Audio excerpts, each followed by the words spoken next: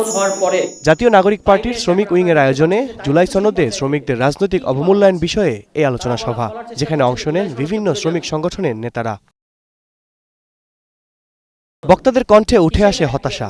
অভিযোগ করে বলেন, জুলাই সনদে শ্রমিকদের অবমূল্যায়ন করা হয়েছে।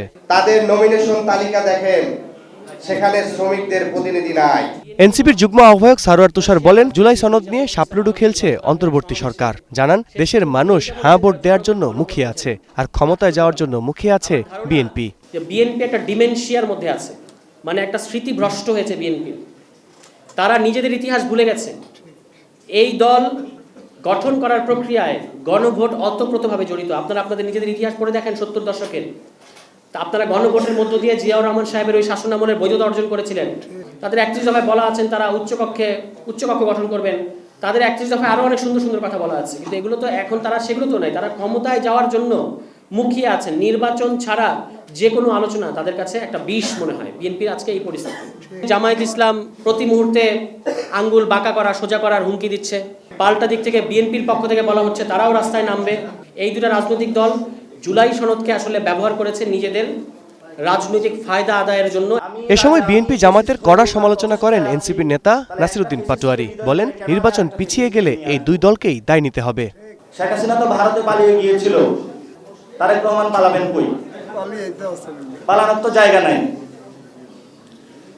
কারণ আওয়ামী লীগের একটি বন্ধু রাষ্ট্র ছিল, বিএনপি বলে তাদের নাকি বন্ধু রাষ্ট্র নাই।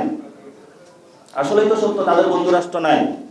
এই জন্য জিয়াউর রহমান আগে বুদ্ধি করে বলেছিলেন, অথবা গানের মধ্যে যেটা আমরা শুনতে পাই, প্রথম বাংলাদেশ আমার শেষ বাংলাদেশ।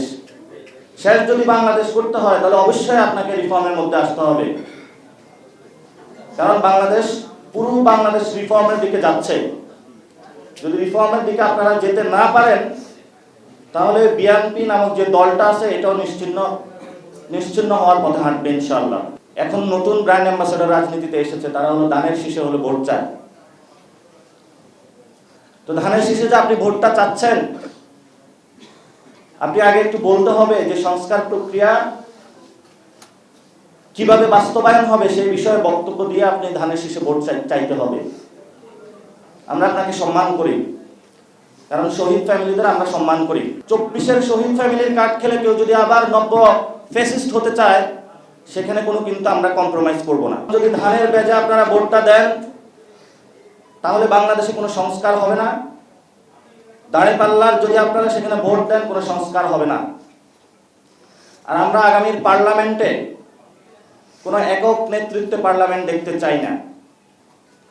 কারণ সংস্কার প্রক্রিয়াকে বাধা দিয়ে উনি ইতিমধ্যেই দেখিয়ে দিয়েছেন যে আমি সংস্কারের বিরোধী, আমি রাজা, আমি ফেসিস্ট হয়ে ওঠার প্রচেষ্টায় আছি। তাহলে একটা ফেসিস্টকে বিদায় করে কেন আমি আরেকটা ফেসিস্টকে নিয়ে আসব? নেতারা জানান, জুলাই সনদের আইনি ভিত্তিতে কোনো ধরনের ছাড় দিতে নারাজ এনসিপি। এই আলোচনা সভা থেকে আবারও দেন সেই বার্তা। এই লাল পতাকা দিয়ে বাংলাদেশের গত 80 বছর মানুষকে আল কাসির, স্টার নিউজ, ঢাকা। দেওয়া হয়েছিল। এখনো তারা লাল পতাকা দিয়ে বাংলাদেশের মানুষকে ধোঁকা দেওয়ার প্রচেষ্টা চালাচ্ছে।